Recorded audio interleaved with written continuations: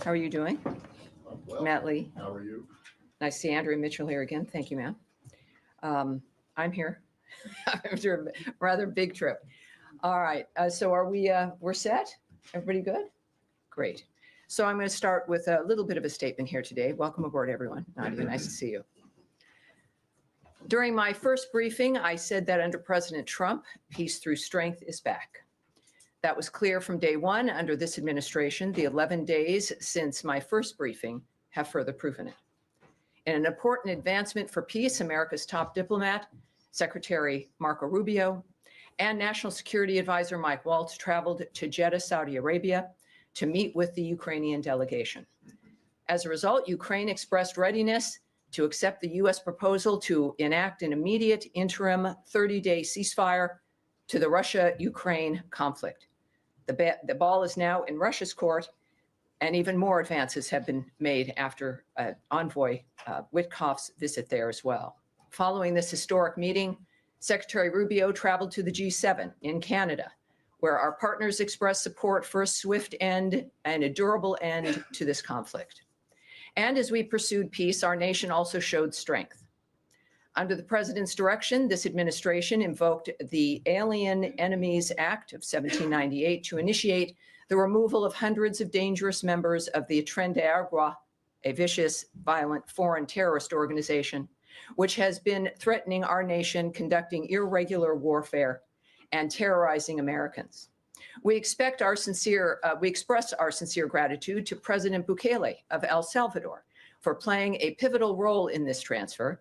As Secretary Rubio said, once again, President Bukele has shown he is not only the strongest security leader in our region, he is also a great friend of the United States.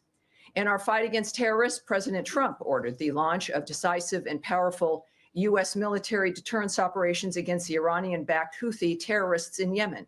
Following the strikes, Secretary Rubio noted that the president, quote, sent a powerful and clear message.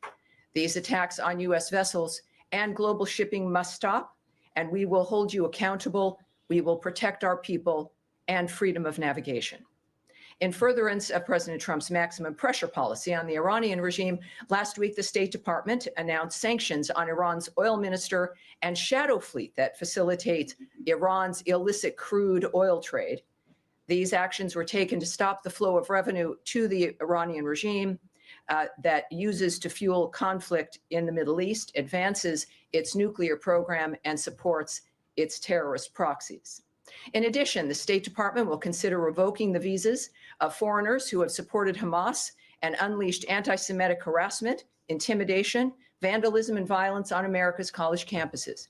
As Secretary Rubio said on March 6th, those who support designated terrorist organizations, including Hamas, threaten U.S. national security. And we intend to use the department's broad authority to revoke visas when information comes to light indicating a visa holder may be inadmissible or ineligible under U.S. immigration law. Here's the bottom line. Secretary Rubio's State Department remains committed to advancing the national interests of the United States. Peace through strength is back. Not that we have a lot of things to discuss, and I see it all on your faces, but it is good to be back. I've been away for, I don't know, 10 days now or so, but I'm looking forward to answering your questions. We will begin again with Matt Lee.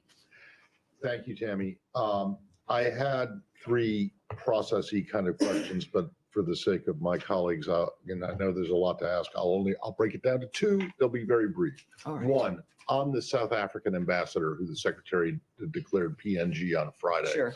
The South Africans seem to be a little bit miffed that they learned about this from a X post, and I understand there was a meeting at which a formal diplomatic note explaining this was handed over.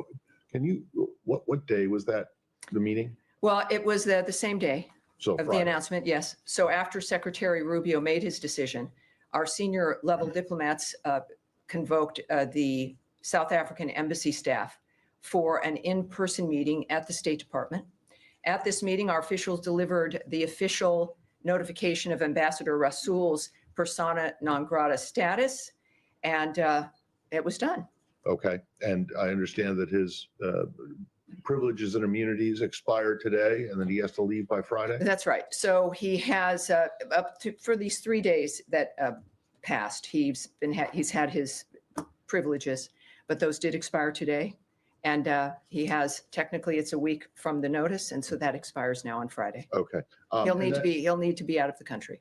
Okay. And then my second one is what you mentioned before on the AEA, the Alien Enemies Act. As you know, as this building certainly knows, there are several provisions that or several criteria that have to be met in order to invoke this. One is there being a declaration of war with the country in which this force is from, or that the invasion or incursion, or however you want to call it, is being orchestrated or influenced by a sovereign state. Does the U.S. now regard Nicolas Maduro as the legitimate head of state of Venezuela? And secondly, if you do, or even if you don't, are Maduro and the state of Venezuela now covered by the Foreign Sovereign Immunities Act?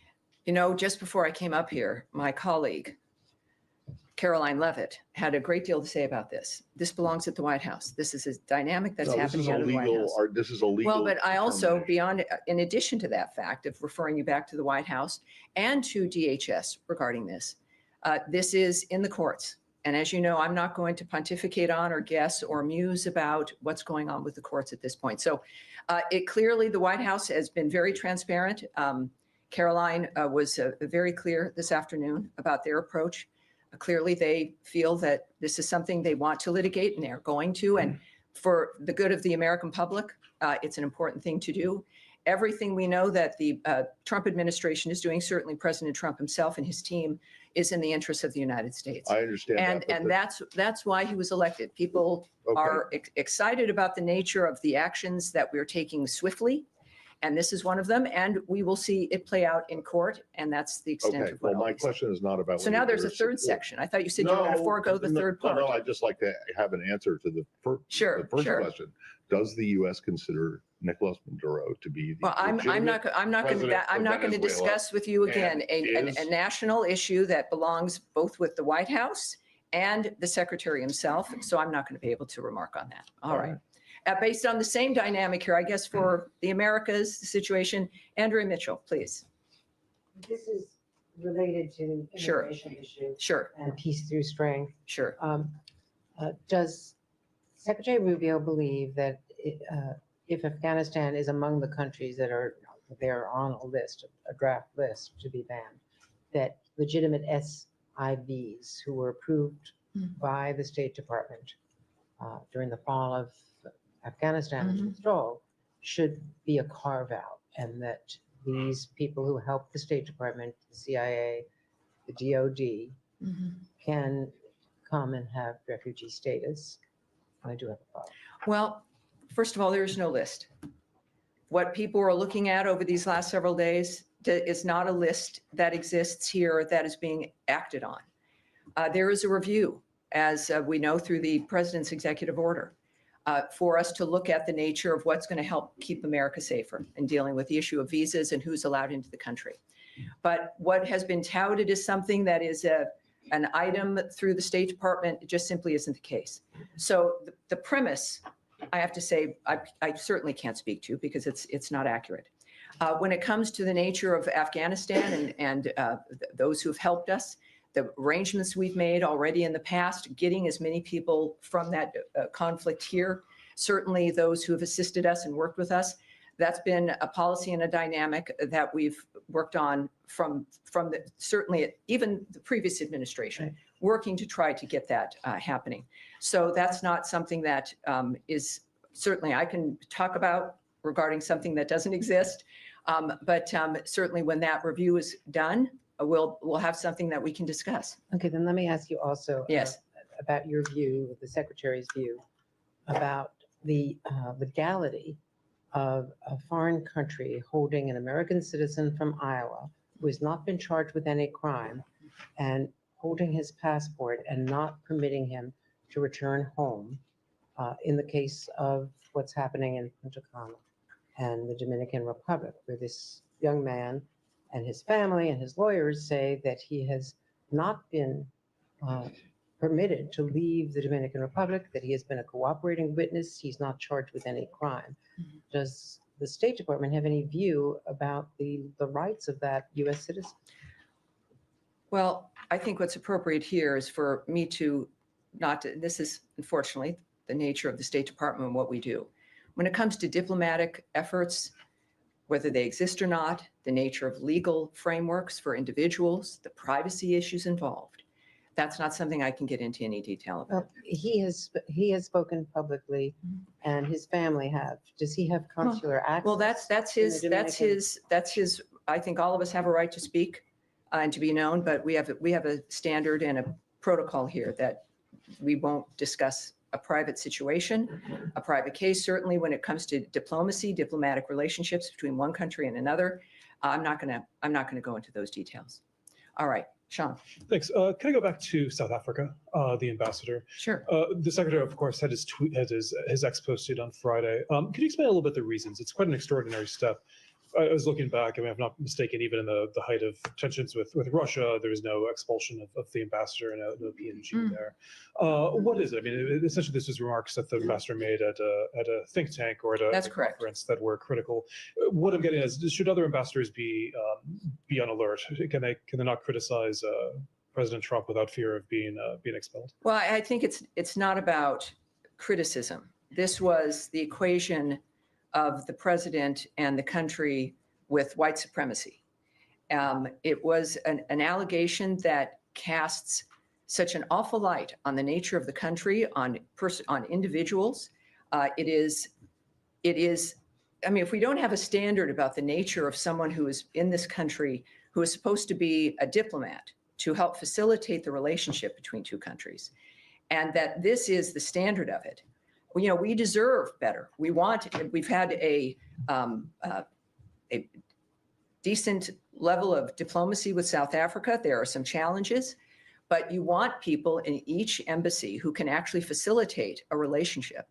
And these remarks were unacceptable to the United States, not just to the president, but to every American. They were pretty much obscene when it came to the nature of what was alleged. So that is, I think, at the very least, what we should expect is a standard of some respect, basic, low-level respect, if you're in a position that is going to help facilitate any kind of diplomatic relationship with another country. This particular individual certainly didn't meet that standard, and it is a message to people of what America expects, what the president expects, what the Secretary of State expects, what this whole administration expects when it comes to treatment of the nation itself and as a result of the people in this country. And so that's why it was done. Sure. Could just expand on that. South Africa today said that it wants to have a better relationship with the United States. Are you open to that? I mean, there's been the Secretary of State away from the G20. Are you of the view that South Africa can report the relationship despite the criticism that's come from this building? Well, I think both the President and the Secretary of State have made it clear what the problems are and what they have an issue with when it comes to South Africa. The unjust land expropriation law, as well as its growing relationship with countries like Russia and Iran. That's what prompted the serious review of our South Africa policy, which continues to be underway. They have taken also, the South African government, aggressive positions toward the United States and its allies, including accusing Israel, not Hamas, of genocide in the International Court of Justice, and reinvigorating its relationship with Iran to develop commercial, military, and nuclear arrangements. So this isn't one just of demeanor or decorum, however they add into it. This is a matter of a nation that is, we've again made it very clear, taking steps that are not in the best interest of providing a safe, secure, more prosperous America, let alone world, when it comes to the decisions they're making. So all of this is under review, but obviously part of it is, within the diplomacy of it, is to encourage a change in policy and posture. Of course, that would be the point. The point is to encourage a change. What I've seen with the trips we've made with the diplomatic adventures, of course, as well as the G7 summit in Canada, is the nature of the Secretary of State is to make things better for people. It is not to punish or to target people or countries. It's the nature of changing policy and creating better environments for all of us. And I've seen that in motion in every dynamic. And that's the case here with South Africa as well. Nadia, yes. Thank you so much, Tammy. Good to see you. I have a couple of questions. On Yemen first, what is the U.S. strategy regarding Yemen? Is it degrading the capabilities of the Houthis that they don't pose a threat to U.S. interests, or is it destroying them completely? Because there's conflicting statements from U.S. officials saying, like, we're not going to interfere with the civil war in Yemen. Well, what we've seen, of course, in the past when it comes to the Houthis, it was a tit-for-tat strike. If the Houthis would be sending missiles or attacking both commercial and military ships, what the previous administration did is they would do one strike as a tit-for-tat dynamic. What's happening now is a complete shift when it comes to the nature of why it's going on, which is to stop the assault on the maritime traffic in that area. And up to this point, there's about 174 attacks on American naval ships, which is an extraordinary number of attacks. And this isn't a situation that should be managed. It has to stop. So the message to the Houthis is, if this will end when you end the attack on both commercial and military ships in that region. So it's a maritime issue, and it's meant to completely change the posture of the Houthis, and of course, in a conjunction in that dynamic with Iran, that the days of pinprick responses where we allow that to occur is over. That's I think a pretty clear statement from the administration as a whole as well. And on the visa thing, just The visa, quickly, sure. is the area clear when it comes to revoking visas for foreign students?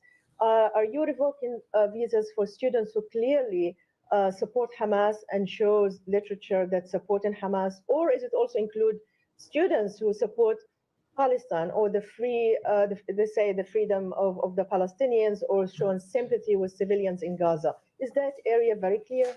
Well, what Secretary Rubio has been saying on a number of different interviews is that this is about, when you think about someone applying to come into the country to get a visa, if you were to say everything that he ended up doing as would be his goal upon entering the country, we would never have issued the visa.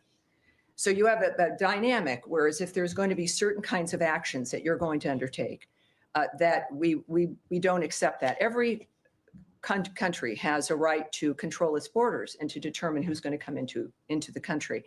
So in this particular instance, there's also, I know, a freedom of speech argument, but this is not about speech. It's about actions. It's about things that were done.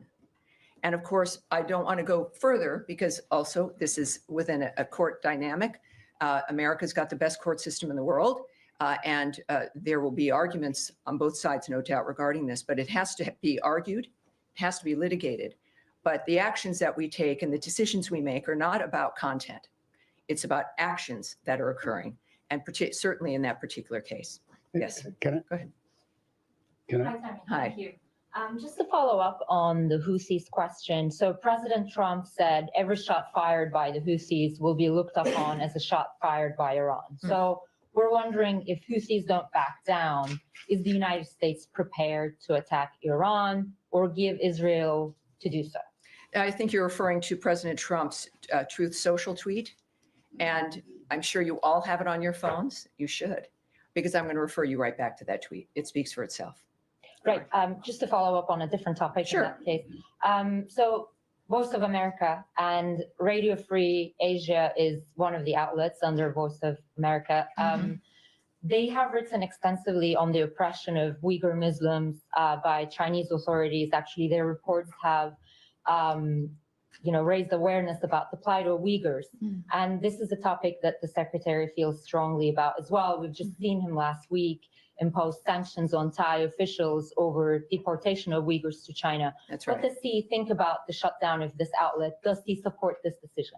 Well, and what you're referring to, I think, is the VOA and some other outlets Correct. involved with the current, some budgetary changes and actions that have been taken. What I can tell you, like with all the aspects that are happening in this shift, is that it's a fluid situation.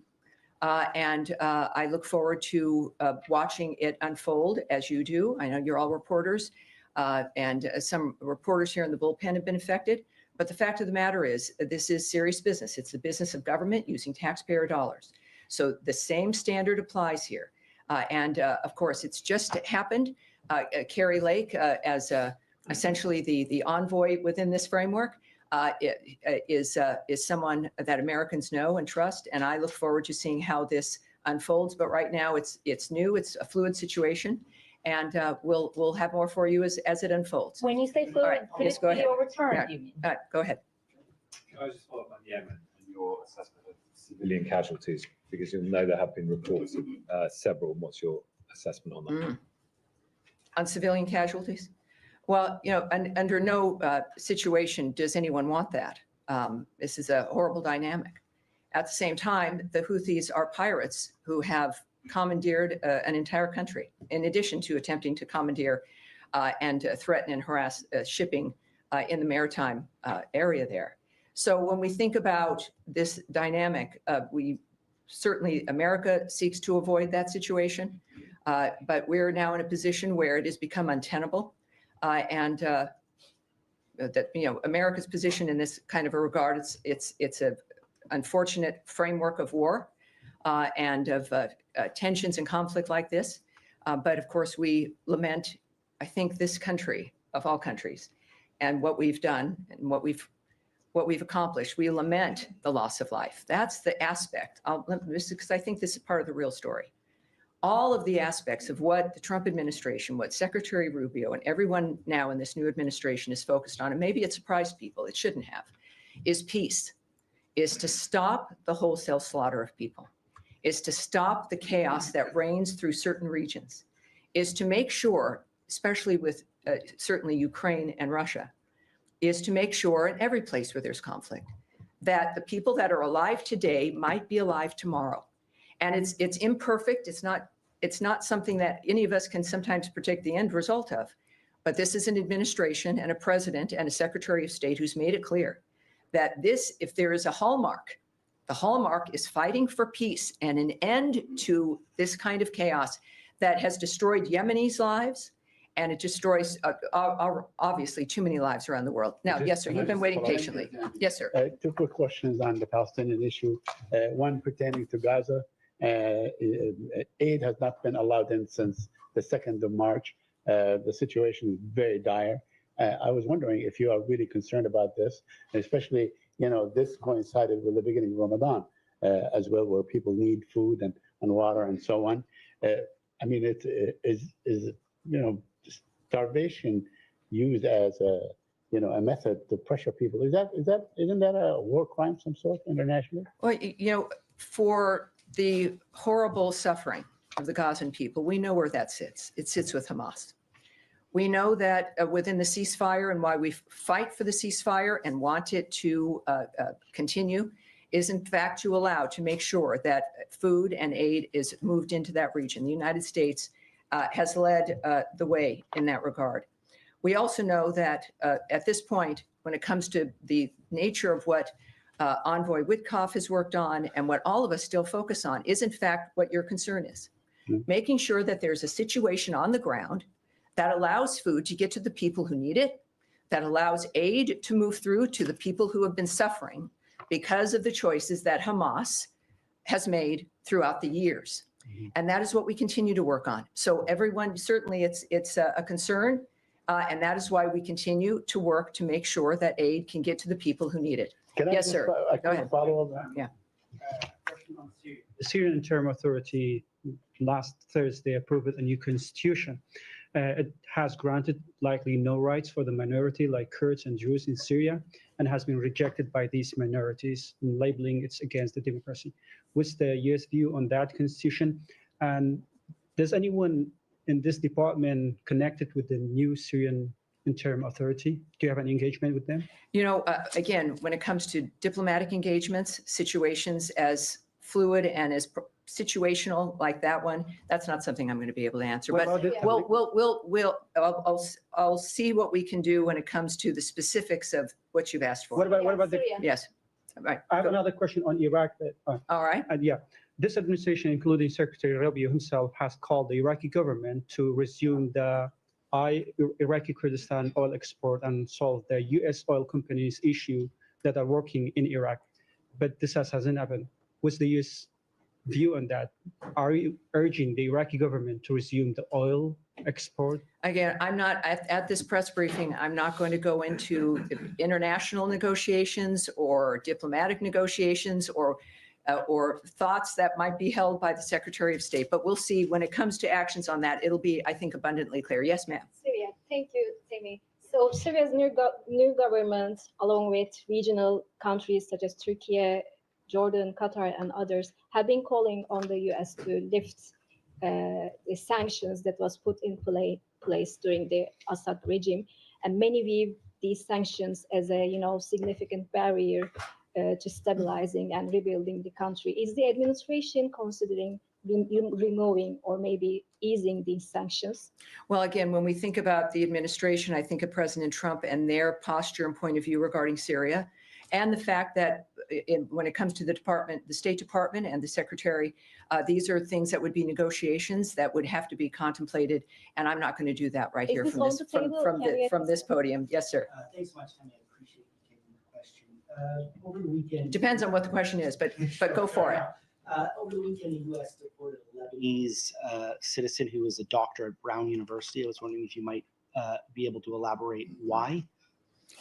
That, I would say, when it comes to that kind of action on everything we might discuss, that's the Department of Homeland Security. So that would be them. And on violence, escalating violence in the West Bank, I guess, are there any concerns among at the State Department over what we're seeing in terms of Israeli actions in the north, in Jenin and Tulkarm? Well, the United States position, certainly the State Department, is that we stand steadfastly with Israel. Israel has seen certain security concerns that they have, and they're taking actions regarding those security concerns. And we stand with those decisions and what the Israelis choose to do in that framework. Yes, sir. Thank you. Two questions. Changing subject to South Asia. A few days before the elections, President Trump, then as a candidate, had spoken about, expressed concern about attacks on the Hindus in Bangladesh.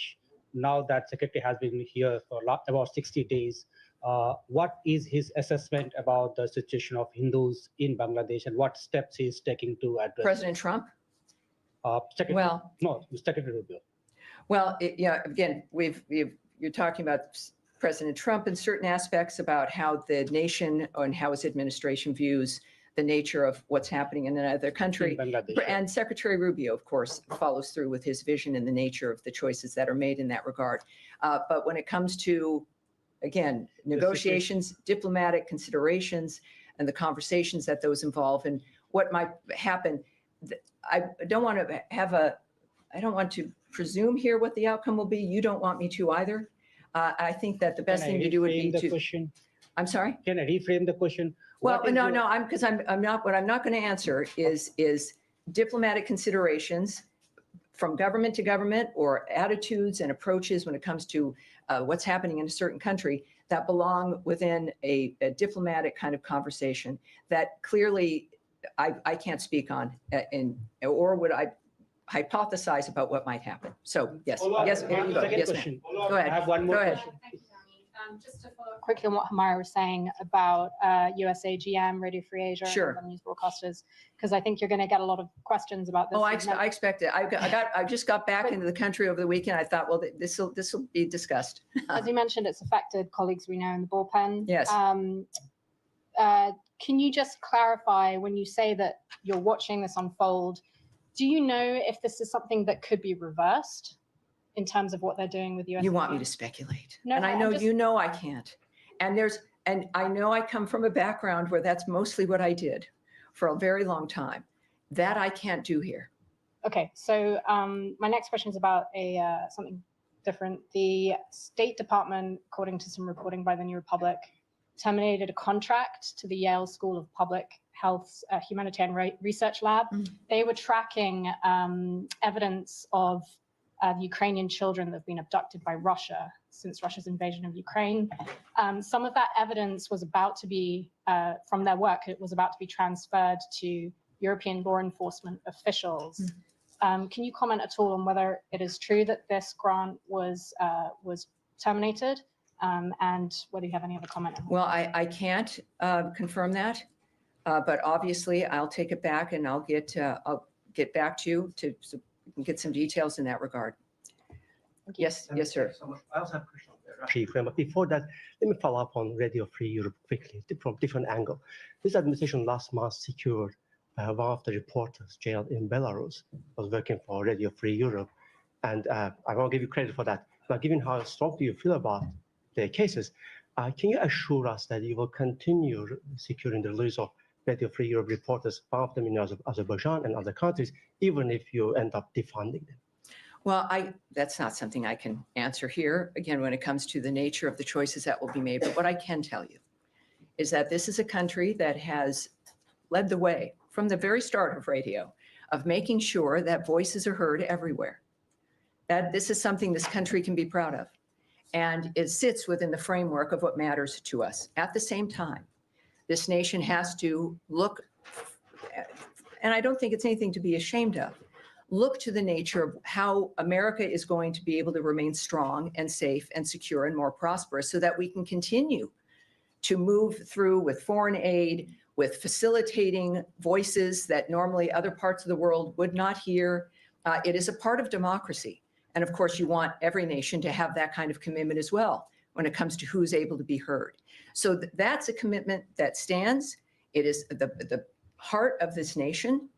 And certainly that's not going to be ending. The framework of certain things might change, or how we facilitate them, but certainly not that commitment. And I think we've done a good job of that, and we should all be proud of it as well. My How are we second doing? question, Tammy, on Russia Ukraine, I was going actually. That was my original question. Well, I've clearly lost the bucket of issues here as we've gone from a few things back. But go ahead. On reports that the United States pulled back from international group investigating Russian crimes.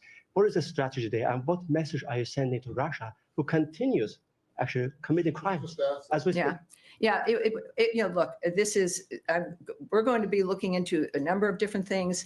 That's anecdotal. The nature, I'm not familiar with the nature of what happened, so I'm not going to be able to speak to that. Yes, right down the middle here. Yes, sir. Thank you so much. I think, the gentleman in front of you, sir. Go ahead. Thank you, Tammy. Daniele Compatangelo for LA7, Italian TV and primetime media.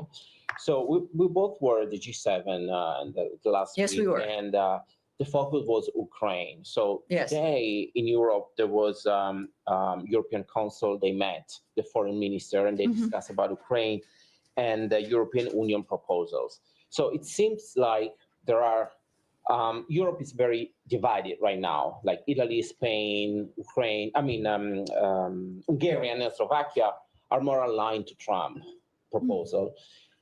It's not proposal, but like plan. And the other ones, more lefties, are like, want to keep giving aids, military aids to Ukraine. So what is what do you, as a State Department, how do you guys will interact with the European right now? Are we going to go for the Trump plans or the European ones? I think we're going to go with the Marco Rubio approach, which is to talk to everybody, which is to put out the new ideas, which is to argue for them on the merits of those ideas. That's what happened at the G7. What happened at the G7 was a collection of people who have very different points of view, some big disagreements, but a direct, specific decision mentioned by the Canadian Foreign Minister Joly that we're going to focus on what we do have in common, what we can get done together, and really the importance of the gathering itself and what we can do together. There's a lot of people, I think, that would prefer us to be distracted by the disagreements. But what I've seen Secretary Rubio accomplish is remarkable, and in different environments.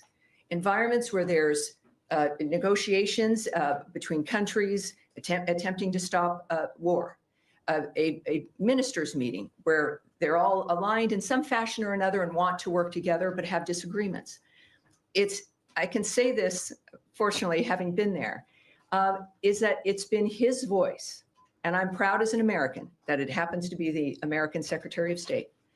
It's his voice that has brought conversations together, that has brought groups of people together. And we know this is why you need a State Department and why you need diplomats, because everybody's going to have different ideas. Everybody's going to think there's a better way, and we all have investments in the nature of the outcome.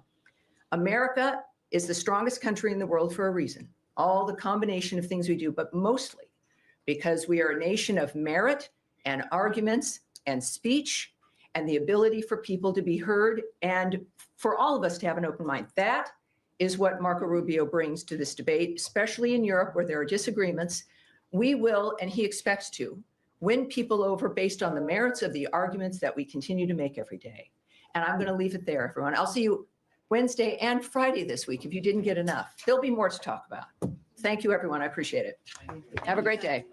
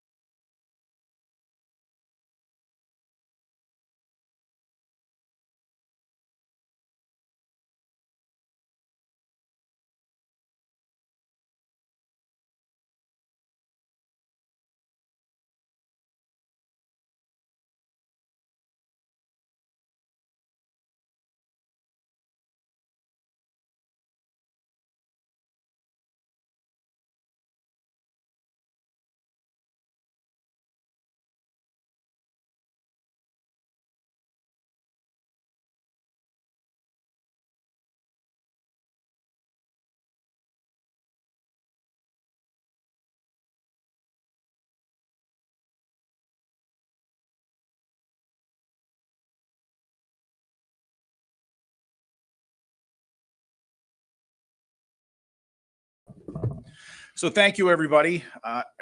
Good afternoon. I hope everybody had a really great weekend. I wanted to say welcome to the new Pentagon press briefing room. In line with the Secretary's vision to make this the most transparent Department of Defense in history, I gave you my personal commitment to make these briefings more routine. So today is the first of many, and considering the significant U.S. military operations as directed by the president this weekend, now seemed as appropriate time as any to fulfill that obligation to all of you.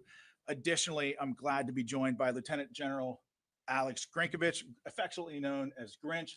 Now, despite his call sign, he's actually a very pleasant and delightful human being, and we're glad to have him here at this podium. He's the Director of Operations of the Joint Staff. He's going to be able to provide a much richer context on the ongoing series of U.S. military operations against the Iranian-backed Houthi terrorists in Yemen. So thank you for joining me, General. Thank you, sir. As many of you all know, we had an election back in November, and as a result of that election, an overwhelming mandate from the American people, there's a new president in the White House, and that, of course, is our president, President Donald Trump, who has immediately gotten to work on his America First agenda for the Department of Defense.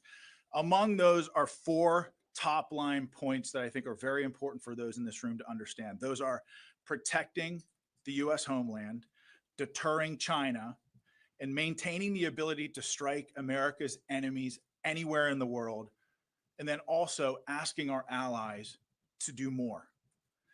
We all know that this is a tall task, to be sure. So President Trump knew we needed a certain type of leader to bring the department into the 21st century, and he found that leader in now Secretary Pete Hegseth. So in less than 2 months, Secretary Hegseth has taken monumental steps to return the Department of Defense to its core mission, which is warfighting, lethality, meritocracy. In a very, very short amount of time, Secretary Hegseth has restored the warrior ethos. He's declared DEI dead at the DoD. He's made the sovereignty of our borders a matter of national security.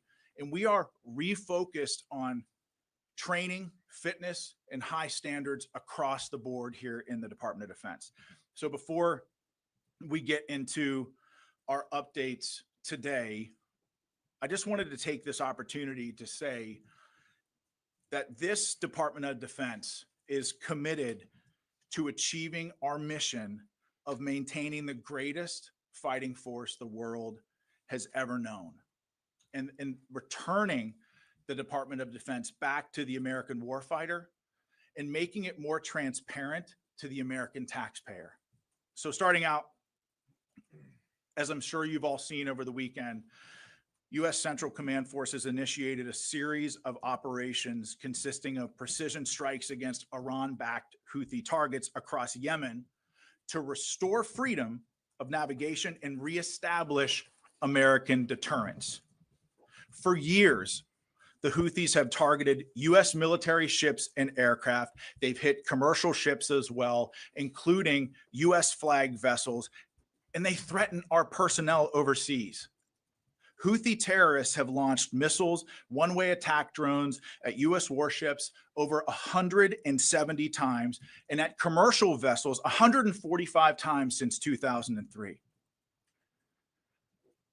I know what it's like to be in a situation when you're under fire by the enemy. Your life is at risk. The life of your friends and your battle buddies is at risk, and you're prohibited from returning fire. That's a hellish situation that I wouldn't wish on my worst adversary. It's a tough position that we put America's sons and daughters in. Under President Trump and Secretary Hegseth's leadership, we will defend our sons and daughters. If you shoot at American troops, there will be consequences. As President Trump and Secretary Hegseth have made clear, these actions by the Houthis will not be tolerated. In his first 2 days back at the White House, President Trump signed an order laying out a process to redesignate the Houthis as a foreign terrorist organization after the previous administration revoked their designation within weeks of taking office. Under the previous administration, America's enemies were emboldened and billions in frozen funds were unlocked for Iran. With President Trump and Secretary Hegseth's leadership, an era of peace through strength is back. We will use overwhelming lethal force until we have achieved our objective. With that said, and this is a very important point, this is also not an endless offensive. This is not about regime change in the Middle East. This is about putting American interests first. As I said over the weekend, there is a very clear end state to this operation. And that begins the moment that the Houthis pledge to stop attacking our ships and putting American lives at risk. Shifting focus to Africa, at the request of the federal government of Somalia, U.S. Africa Command Forces conducted collective self-defense airstrikes against al-Shabaab on March 15th. The airstrikes occurred about 150 kilometers northeast of Mogadishu, Somalia, and AFRICOM's initial assessment is that enemy combatants were killed and that no civilians were injured or killed. And so U.S. forces will continue to partner with Somali armed forces to take the fight to these terrorists and degrade their ability to plan and conduct attacks that threaten the U.S. homeland, our forces, and civilians abroad. Now on to Homeland Defense.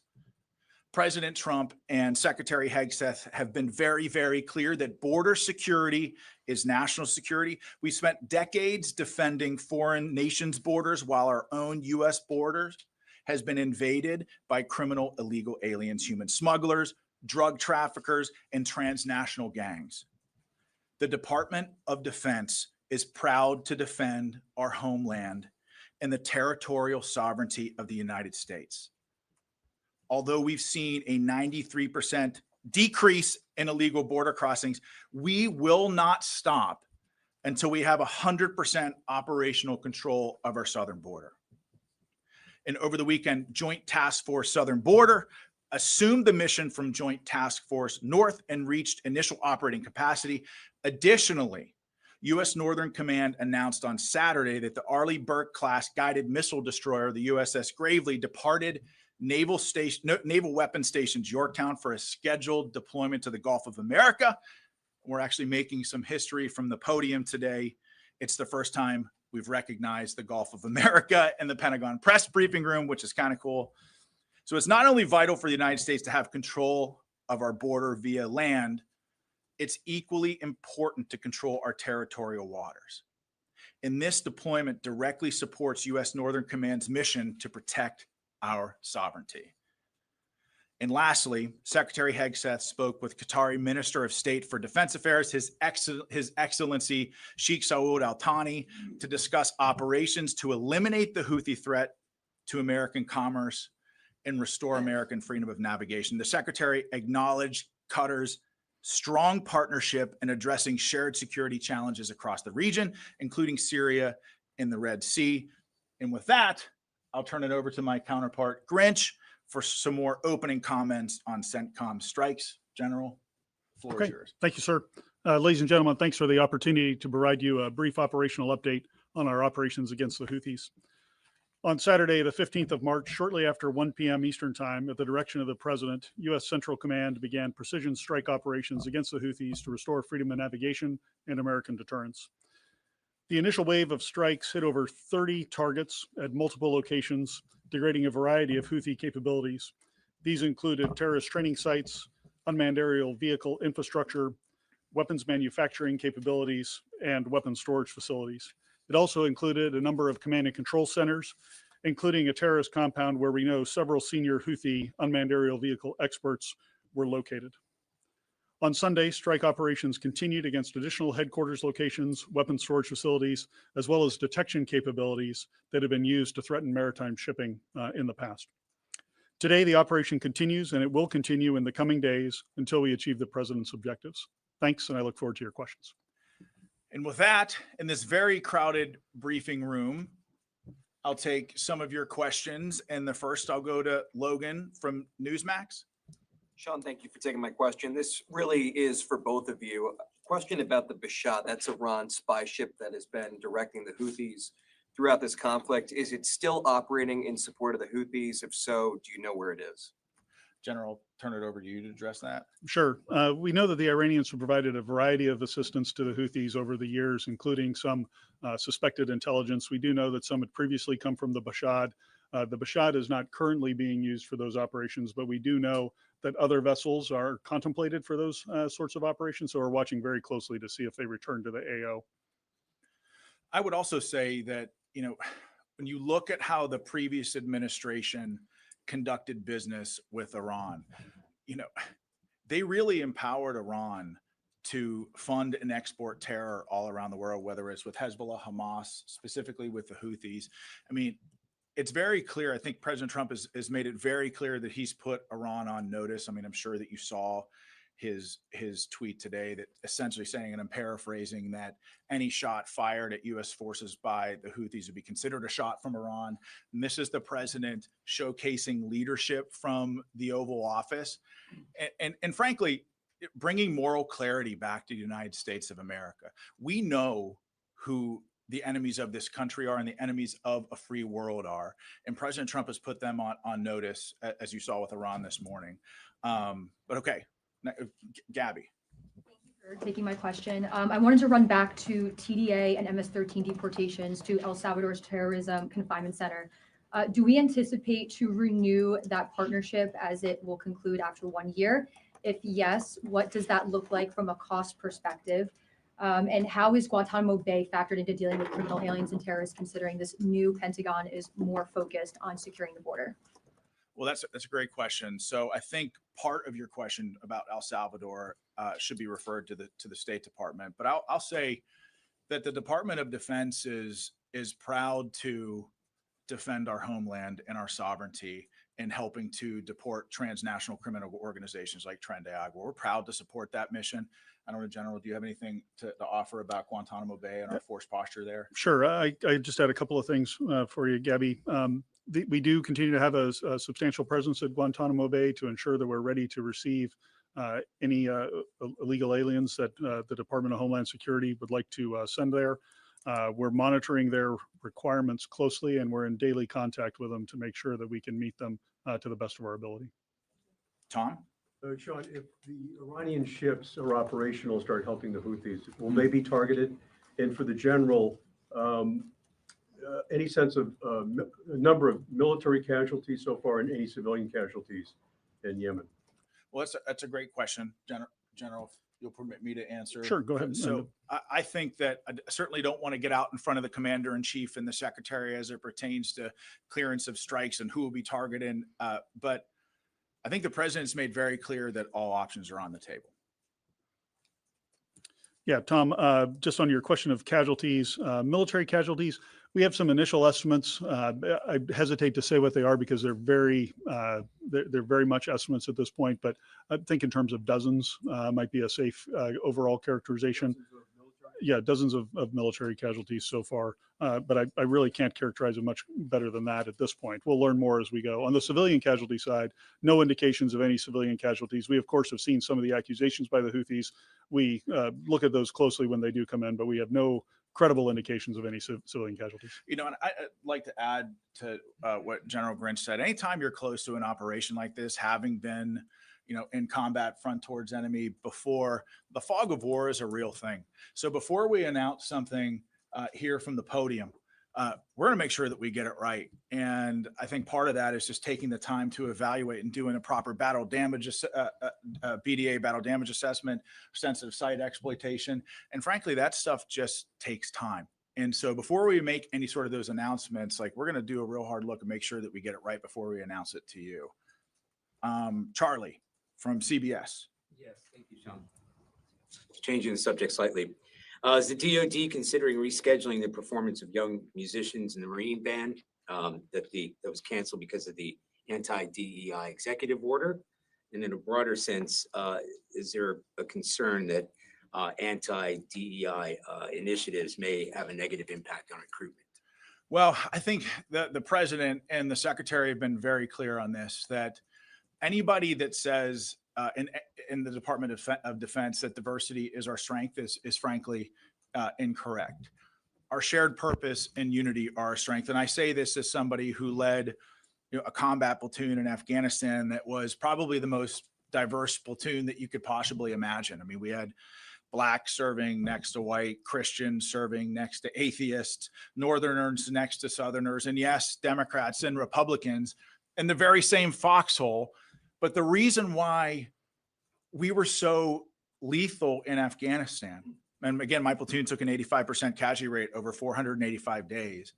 But part of the reason why we were able to accomplish the mission and the commander's intent was because we put aside our many differences as Americans.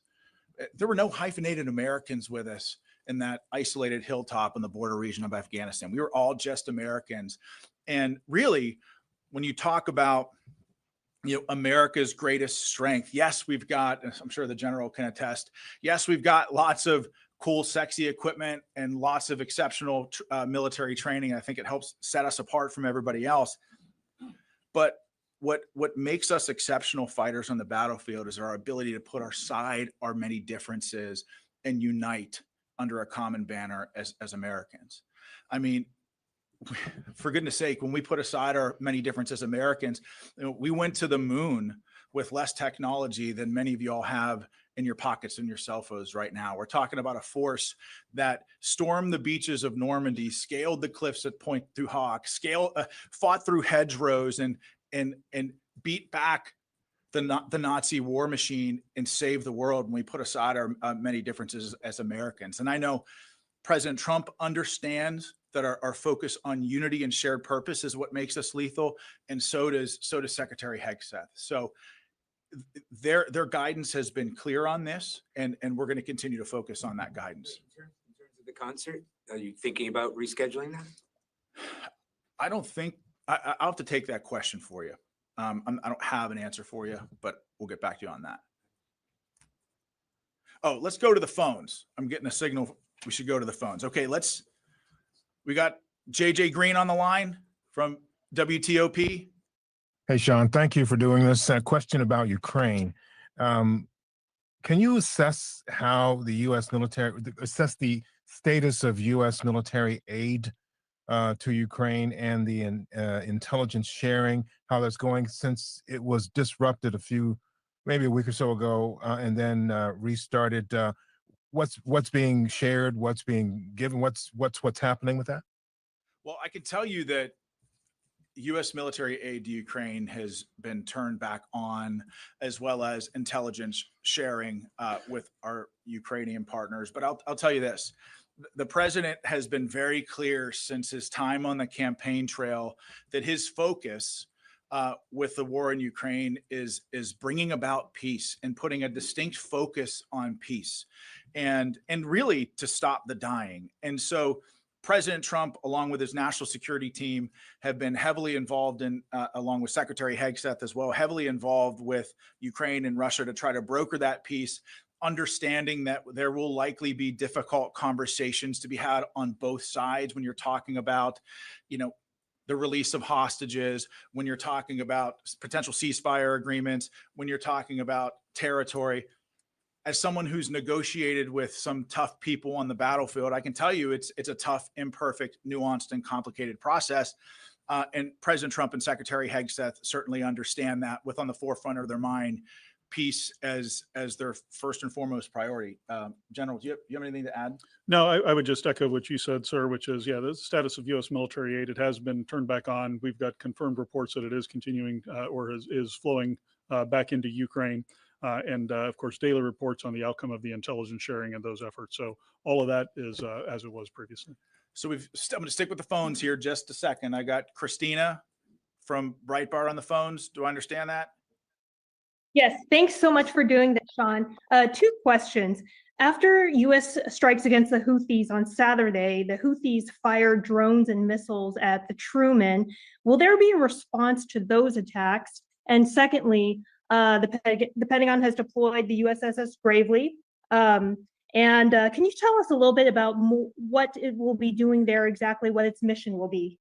So I guess I'll address the first part of your question first, Christina, and General, I'll let you chime in.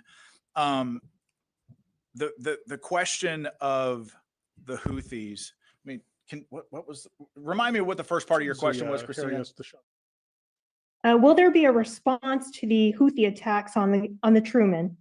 It was that I got you. So first of all, we did get reports of the Houthis firing ballistic missiles and some one-way attack drones against U.S. forces in the region. Those attacks were largely ineffective and didn't come anywhere near U.S. forces in the region. Again, the commanders in command of those vessels were, I mean, they were completely on point with regards to defending. They were not effective attacks. And so I would also say the second part, the answer to the second part of that question is that the response is ongoing. I mean, this isn't, there's going to be, as I mentioned, a very clear end state to this. And I think a lot of that has to do with how the Houthis respond. Firing at U.S. military personnel in the region and shooting at our ships and shooting at our drones and putting American lives at risk is not a good way to end this conflict. The Houthis could stop this tomorrow if they said, we're going to stop shooting at your people. But they've clearly chosen not to do that. And so this campaign will be relentless to degrade their capability and to open up shipping lanes in the region and to defend our homeland. But generally, thanks, Sean. The only thing I would add is, the Houthis claim to have tried to attack the Harry S. Truman. Quite frankly, it's hard to tell because while we're executing precision strikes, they missed by over 100 miles. So I would just tell you their effectiveness. I would question anything that they claim in the press that they're doing or not doing. It's very hard to tell what they are just based on their level of incompetence that they've demonstrated so far. Yes, that's correct. There's also been a number of other attempts to interdict vessels in the Red Sea using UAVs and some cruise missiles as well. All of those have been easily defeated by our fighter aircraft that are there. General Grinch throwing shade at the Houthis from the podium. I love it. I had some of the folks in here know that my previous job, I dealt with the Houthis quite a bit. Yes, you did. Yes, you did. Happy to throw shade at them. On the question about the USS Gravely that you had, Christina, so she's deploying under General Guillot, the commander of U.S. Northern Command's authorities for maritime homeland defense missions. She'll go down, as Sean mentioned, into the Gulf of America and surrounding areas and be involved in the interdiction mission for any of the drugs and whatnot that are heading in. It'll be partnered very closely with the United States Coast Guard. So we won't share, of course, her actual scheme of maneuver here, but know that that's a mission that she's going down there for, and we look forward to seeing what she can do. And on that point about the USS Gravely, I think it's really important that, the president and the secretary have made very clear 100% operational control of our southern border. I mean, we've got probably close to 10,000 troops on our southern border. We're surging a Stryker brigade combat team down there to reinforce the land border as well. But there's a sea component to this as well. And that's part of the mission of the USS Gravely is to secure the water routes in defense of our southern border. And so Aaron, Daily Caller. Thank you, Sean. Will the Department of Defense commit to firing or otherwise disciplining any remaining leadership that were directly involved in the Afghanistan withdrawal? So we're in the process of figuring out what that investigation will look like. But I'll tell you, as somebody who served in Afghanistan and watched that unfold, I mean, I was horrified in a lot of ways. You think about how much time and blood and treasure and American life that was lost in Afghanistan over 20 years. You think about that for a second. I'm 43 years old. This country was at war in Afghanistan for 20 years. So almost half of my life, this country was at war in Afghanistan. And I personally watched, the men in my platoon, but also my larger brigade combat team, which was a part of the 10th Mountain Division, 3rd Brigade. We bled the ground red in Afghanistan. And I watched my men do extraordinary things in support of a grateful nation and in support of the mission there. And to watch Afghanistan be surrendered in the way that it was extremely difficult. And I think something that President Trump and Secretary Hegseth really understand is that when America makes a decision to get involved in any conflict, we have a moral obligation to have a clear-cut end state to what that operation looks like, a clear exit strategy to what that operation looks like, and to make sure that victory is clearly defined. And I think in Iraq and certainly in Afghanistan over the last 20 some years, think maybe we've struggled a little bit with those finer points, but I'll say that the President Trump and Secretary Hegseth, they understand that when America gets involved in a fight, it's our job to also end that fight as fast as humanly possible, because we have a moral obligation to win and win decisively. Otherwise, you're going to have an entire generation of American warriors wondering what the hell it was all for. And I know, listen, I know that every day I wake up and I draw breath, I think about the men who I served with, who were my friends, who never came home from that fight. I've lost 30 friends in my support of the Afghan war, 30. And you ask yourself, you look yourself in the mirror, you ask yourself, what do we have to show for it? Not a whole lot. And so to your question of will people be held accountable? I think we have an obligation both to the American people and to the American warfighters who fought in Afghanistan to hold the leadership accountable in some way. Now, we don't know what that looks like right now, but to hold the leadership that was in charge of the Afghan withdrawal accountable. Because look, if you have a private that loses a sensitive item, that loses night vision goggles, that loses a weapon, you can bet that that private is going to be held accountable. The same and equal standards must apply to senior military leaders. So I just want to follow up on what you just said. Sure. You said that there needs to be a clear end state. And I know the goal is to have the Houthis stop their attacks, but what is the end state? What happens if the Houthis don't stop their attacks or don't agree to say they'll stop their attacks? It doesn't seem like there is a clear end state, that this could just go on and on. Well, in fairness, I mean, it's a great question, but in fairness, the operation's only been going on for 48 hours.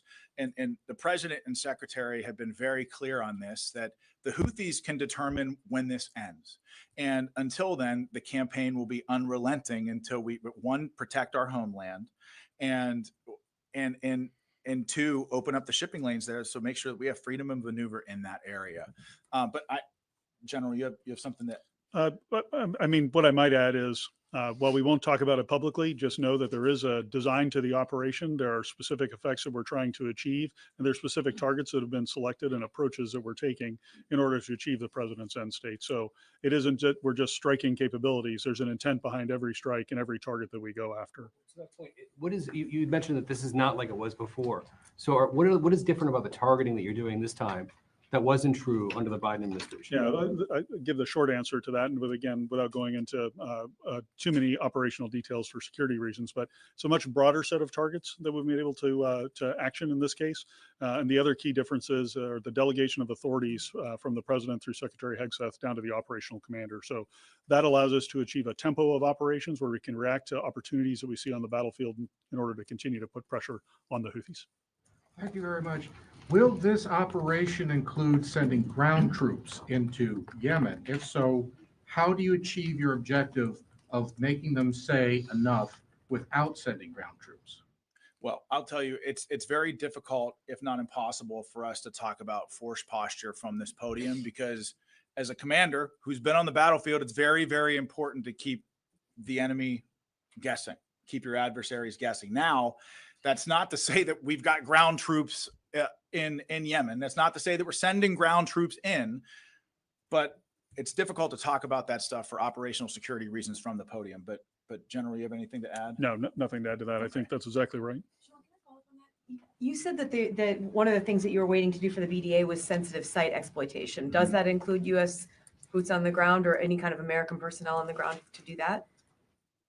I can't talk about that stuff from the podium, but we have ways of conducting sensitive site exploitations without ground troops on the ground. Yeah, it does not always require boots on the ground, and I'll just leave it at that. So can I also ask you about if there's any U.S. military assessment? I know that you're still on, the VDA is ongoing, but is there any military assessment about how much of the Houthis' capabilities were degraded by these first couple of rounds? And can you say anything? The president's Truth Social mentioned going after leaders, which seems to be one of the things that's different here. Can you say anything about any of the leaders that were targeted here? Yeah, on the second part of the question, I'll just go to my opening statement where I mentioned that there was a unmanned aerial vehicle facility that was struck with several key leaders. Those were key individuals who led their unmanned aerial vehicle enterprise and were some of the technical experts in there. So think those types of individuals that we might be targeting as part of the command and control. And so we have destroyed command and control facilities, weapons manufacturing facilities, and advanced weapons storage locations. But again, this campaign is ongoing. It's difficult to talk about all this stuff from the podium, and we're not going to say anything from the podium until we're 100% sure that we have it right. I got time for one more question. You mentioned the president's truth social. Is the U.S. military considering military options for Iran? I don't want to get out in front of the president or the secretary, but clearly, I mean, I think the president's truth social was pretty clear. And I think the meaning is right there for everybody. I mean, I think everybody understands what he means. I don't want to get out in front of the president, but all options are on the table at this time. That's all I got. So.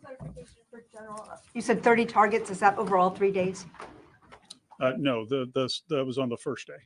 And it was over 30 targets. So not a specific number for you, but over 30 targets, multiple locations, and then additional targets today and additional targets yesterday on Sunday and additional targets today that obviously I won't go into because they're executing now. So thank you, everybody. Listen, we're done. There'll be more of these, I promise, but thank you. It was a great first press briefing. Really appreciate you all and your commitment to telling the story of the warfighters, but thank you. We'll see you next time.